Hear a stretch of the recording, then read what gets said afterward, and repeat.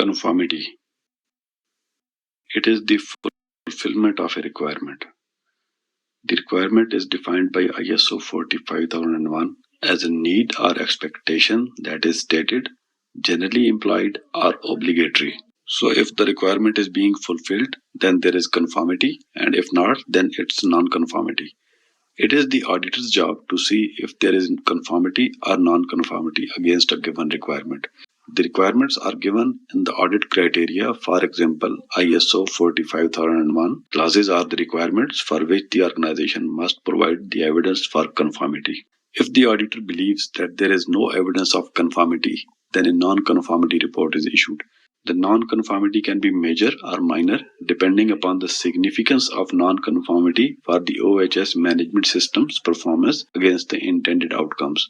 Non-conformities can be graded depending on the context of the organization and its risks. The grading can be numerical, for example, assigning a value from 1 to 5, or non-numerical, for example, minor and major, etc. And here is another food for thought for you.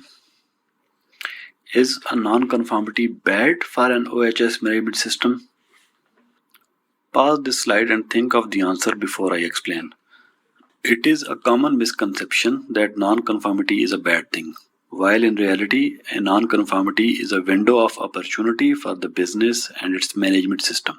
It's like you are going on a trip to some hilly area and you inspect your car before the start of the journey. You notice that the front tire is worn out and it needs repair. Although this may look like a painful thing to get the tire replaced, but it will save you from huge future inconvenience. Similarly, non-conformities provide the organization with an opportunity to improve its processes and subsequently the performance of its OHS management system, so the organization should avoid significant OHS incidents in future. What is bad about a non-conformity is its recurrence, which shows a poor root cause identification and poor corrective action. So if a non-conformity is repeated, then the organization must look into its corrective action process to eliminate the ineffectiveness. What is compliance? Compliance is same as conformity, but if the audit criteria are legal, then the word compliance or non-compliance are used instead of conformity and non-conformity. What is an observation or improvement opportunity or potential non-conformity? It is actually not a non-conformity, but may be causing OHS management system's ineffectiveness or inefficiency due to the way it is being managed and may cause it to become a real non-conformity in the future. We shall discuss about observations and potential non-conformities in element 4. So here is another food for thought for you. Think of examples of potential non-conformities in an OHS management system. Pause this slide and think about the answer before I explain. Remember that potential non-conformities are not non-conformities at this stage. The examples include over-documentation. Over-documentation is an example of potential non-conformity or an audit observation, if you may call it. Similarly, another example for potential non-conformity is the identification of competence for the required roles in an OHS management system. It is likely that the competence required for key roles is established but does not match the requirements of those roles. Another examples could be inefficient or ineffective processes. For example, the engineering control deployed for insignificant hazards or the OHS objectives being established and achieved but they are not doing any value addition, etc. What is an incident? An incident is occurrence arising out of or in the course of work that could does result in injury or ill health. The incident is a broad term often used to describe an accident, a near miss, or a dangerous occurrence. ISO 45001 states the following in notes when explaining the term incident. Although there can be one or more non-conformities related to an incident can also occur where there is no non-conformity. So what do you think about an OHS incident happened without any underlying non-conformity? Pause this slide and think about the answer before I explain. An incident is an event that caused or has the potential to cause damage. A non-conformity, on the other hand, is the non-fulfillment of a requirement. So how is it possible that an incident occurred when every procedure was being complied? It means there was conformity. We have a general perception that an incident is a result of some underlying problems which we may call non-conformities. Incidents do occur when there was any issue with the people, plant, procedure or premises. So why did ISO mention that an incident can also occur when there is no non-conformity? Let me clarify this. Suppose the organization established a comprehensive hazard identification and risk assessment procedure. The procedure was effectively being complied by all the stakeholders. But then there was an occurrence where a hand grinder disc got broken, but the worker was saved due to the personal protective equipment. When completely investigated, it was found that the worker completely followed the established procedure, that is safe system of work. The incident was caused due to the mechanical failure. So the incidents may occur due to the failure of plant or equipment and there is no underlying non-conformity. Another important thing to mention here is that organizations only take control measures against a significant risk. The risks with very low likelihood are often categorized as acceptable risks. So if the risk with very low likelihood somehow cause OHS incidents, then again there is no underlying non-conformity as no procedure violation was done. What is corrective action? It is the action to eliminate the cause of non-conformity or the cause of incident and to prevent a recurrence. Whenever there is any non-conformity identified or an incident occurs, the organization must have procedures in place to carry out the root cause identification and to take control measures so the non-conformity or incidents does not recur. Root cause identification preferably is carried out by the process owners. The auditors must review the effectiveness of the root cause identification and the effectiveness of proposed control measures. If the auditor believes that the organization has not identified the root cause effectively or the suggested controls are less likely to prevent the recurrence, then the auditor may raise concerns and can ask the organization to revise the whole corrective action process. What is the preventive action? Preventive action is the action to eliminate the cause of potential non-conformities. ISO 9001 covered preventive actions as risk-based thinking, which means that any foreseeable risks will be identified and actions will be taken to ensure the hazards are either eliminated or foreseeable risks are suitably managed. ISO 45001 does not have a separate clause for preventive action, rather it's assumed to be a part of the risk assessment process in clause 6.1.2. Food for thought. What is a potential non-conformity? Can you think of some examples and explain how they can become actual non-conformities in future? Pause this slide and think about the answer before I explain. Potential non-conformity is a situation that is currently not a non-conformity, but in an auditor's judgment may become a non-conformity and therefore warrants a clarification from the auditee. Potential non-conformities are raised by the auditors as audit observations or improvement opportunities. Examples may include over-documentation. For example, an organization has made excessive OHS documentation, which is taking an average of 20% of their productive time to comply with the excessive requirements. They have set the inspection frequencies too often against insignificant hazards, and the workers are required to get approval for the job, which do not pose any significant risk. The auditor identified it as an opportunity for improvement as it will result in an effective and efficient OHS management system. Another example could be the right people for the right job. For example, in an auditor's judgment, the required competence level established for key position does not seem justified. The organization has established that any person with 5 years of experience can be the director of occupational safety and health without requiring any relevant experience and or education. So if you look into these examples, you will see that both situations may have not yet created any OHS issues, but if the situation persists, there soon will be non-conformities arising. What is correction?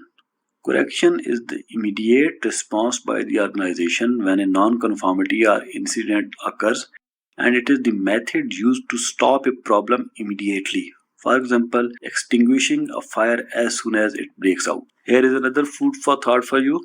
What is the difference between correction and corrective action? Can you explain with some examples related to OHS? Pause this slide and think about the answer before I explain. Correction is the immediate fire extinguishing to ensure it does not spread. Corrective action is identifying the root cause and taking suitable measures to prevent the recurrence. Think of a workplace fire occurrence. Correction is the immediate fire extinguishing to ensure it does not spread. Corrective action, on the other hand, is identifying the root cause, that is, why did the fire start when it was not supposed to. When the root cause of a problem is identified, it fixes the problem to ensure it does not recur. What is continual improvement?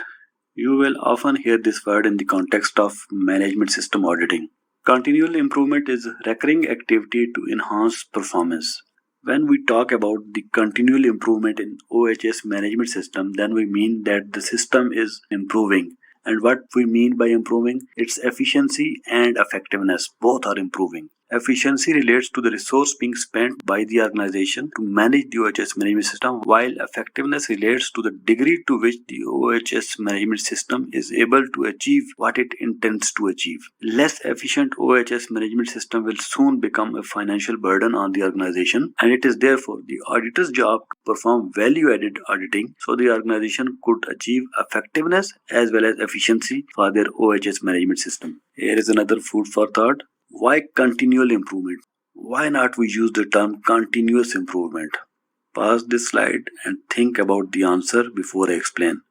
ISO 45001 explains that continual indicates duration that occurs over a period of time, but with intervals and interruptions, unlike continuous, which indicates duration without interruptions. Continual is therefore the appropriate word to use in the context of improvement for OHS management system or any other management system. In an OHS management system, as organizations do not have any means to measure or monitor live OHS performance, rather performance is measured with interruptions, for example weekly, monthly, etc. So the word continual is most suited than continuous when an organization claims to improve its OHS management system's performance. Suppose an organization has established the number of OHS incidents as the KPI for OHS culture.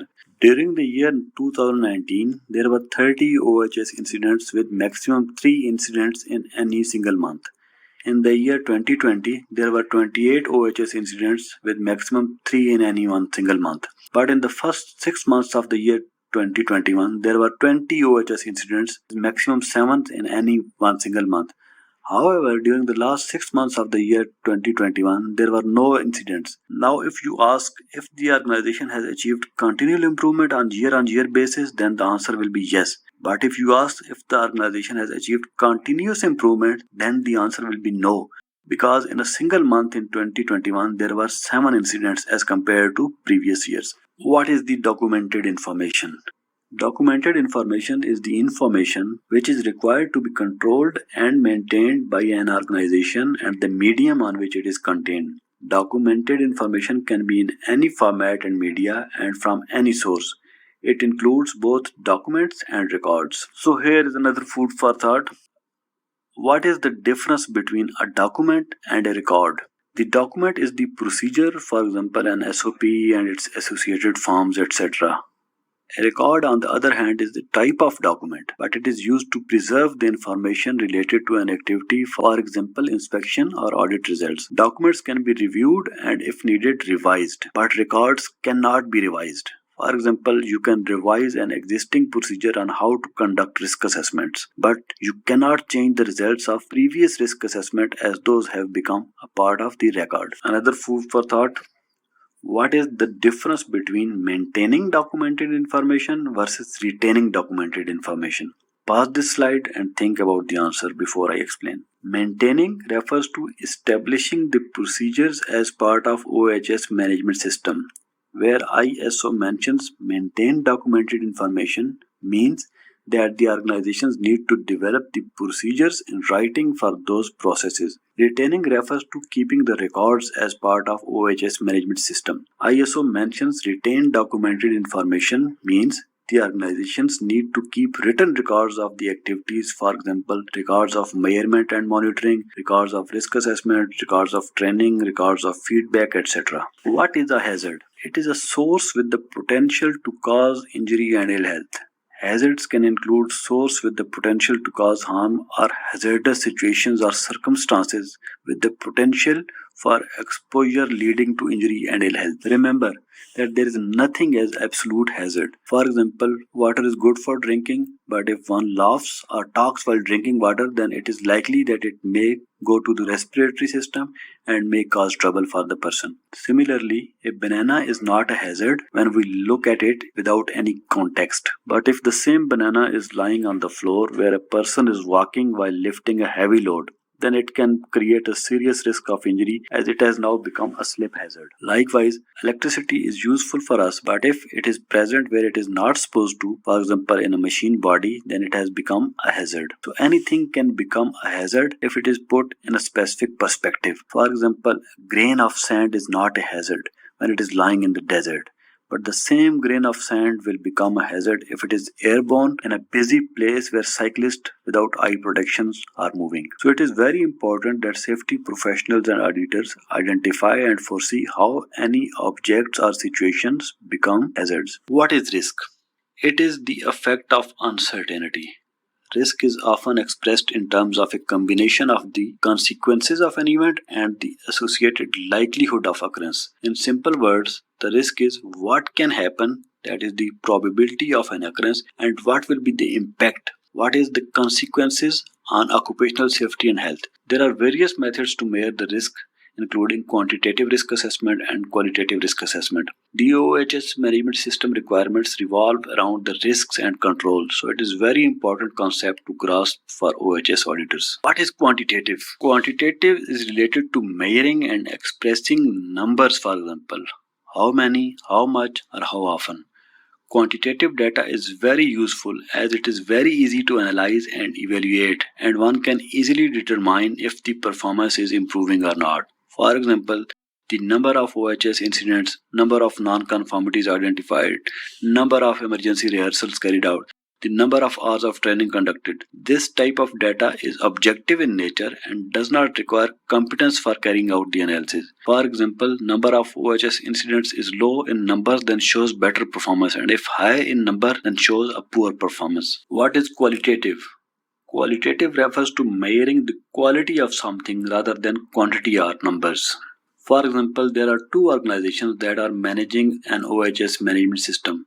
Both organizations got their OHS management system audited from the same external auditor. Organization 1 had 3 non-conformities while Organization 2 had 5 non-conformities. If we just carry out a comparative analysis based solely on quantitative data, then one can easily determine that the performance of Organization 1 was better than Organization 2. But this is not that simple. One needs to look at the quality of identified non-conformities, as Organization 1 may have 3 major non-conformities while Organization 2 may have 5 minor non-conformities. This is only possible if a qualitative data regarding the nature of non-conformities is collected. Similarly, not all performance indicators can be measured in numbers. Sometimes performance needs to be measured qualitatively. For example, you need to know the satisfaction level of workers regarding OHS provisions at the workplace, or the organization needs to know the effectiveness of its corrective or preventive action. How will you measure it in numbers? Qualitative data is subjective in nature and depends on the judgment of the person who carries out the data analysis. However, the best practice is to make the qualitative data as less subjective as possible so that judgment errors and biases could be minimized. For this purpose, to collect the qualitative data, the scales are established. For example, you will often see the smileys when requested to rate an app or a service. The scales could be either some graphical representation or numbers from 0 to 10 or 0 to 5, where 0 is poor and 10 or 5 is the best, and your rating is based on your experience. It needs to be understood that even if qualitative data is collected in quantitative form, still it is subjective data, because some people will rate the service as 1 out of 5 while others may rate the same service as 5 out of 5. So here is another food for thought. Why a risk matrix of 5 by 5 is still a qualitative risk assessment and not quantitative even when the risk is being rated in numbers. Most of the people think that a 5 by 5 risk matrix is a quantitative risk assessment, but it is not. Pause this slide and think about the answer before I explain. As we discussed earlier, the likelihood of occurrence from 1 to 5 and the severity of occurrence from 1 to 5 for the same hazards will be rated differently by 10 different persons. The numbers they specify for likelihood or severity will depend on their risk perception, experience, knowledge, and many other factors.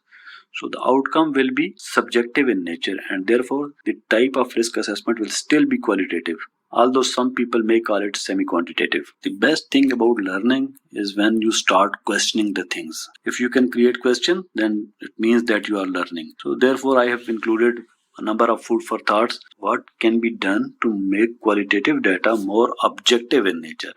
What do you mean by objective? Objective is a thing which does not rely on personal opinions or personal judgment. It is universal fact. For example, 3 is bigger than 2, 5 is bigger than 4. This is objective data. But which color is good, blue or green? This is subjective because some people may like green, some people may like blue. Okay, what is the performance of your training? Some people may rate it 4, some people may rate it 5. So this is subjective in nature. Okay, it depends on personal opinions. So what can we do to make the qualitative data more objective? Pause this slide and think about the answer. This is a very important and ongoing subject for the data science specialist to make the qualitative data more objective, because then we can effectively analyze and evaluate the trends and patterns. Everyone is interested in numbers. For example, how good is our OHS management system? How efficient is our OHS management system? What is the level of satisfaction of our employees? Okay, everyone is interested in numbers. This is because numbers can be easily analyzed and any changes over time can easily be monitored. But doing so is a very tricky job, as not every measurement can be taken in numbers. Some measurements require subjective statements instead of numbers, though these statements can correlate to the numbers. But problem here is that two different persons may take a measurement differently, and one may call it outstanding while other may call it above average because the measurement is subjective. For example, an organization is concerned with the manual handling of risk assessment on its different side. They notice that the same risks are assessed differently by different professionals. They have a risk matrix of 5 by 5 in place for manual handling risk assessment. They observed that the same manual handling risk activity under the same or similar circumstances has been rated as 15 by some professionals, while others have rated it between 10 to 25. The best way to make qualitative data more objective is to establish a scale and allot specific statement for each scale. For example, in the case of risk assessment 5 by 5 matrix, leaving it to the user to select from 1 to 5 for likelihood and severity will have subjective judgment. Instead, if a specific value is allotted to each number, then users can have less subjective and more objective judgment. For example, likelihood 1 to 5 can be described as, for example, 1 is very unlikely, which means it will be a miracle if it happens. 2 is unlikely, which means it may happen only in rare circumstances. 3 is possible, which means there is almost 50% possibility of it happening. 4 is likely, which means it shall happen as I have heard it happening under similar condition most of the time. 5 is very likely. There are maximum chances that this will happen unless a miracle saves it. By giving the description, the user can better relate to the numbers and it is likely that the outcome from different user will have less deviation.